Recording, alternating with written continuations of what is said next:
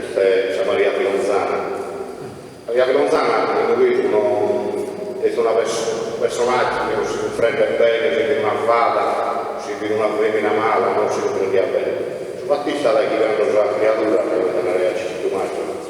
Mi sono cercato di dire che lo mandai a dormire, in area che pensavo Maria Pilonzana, dormi, non vedevamo su sole, quindi per la gente, chiamate su sole, che Maria Pilonzana si conosce.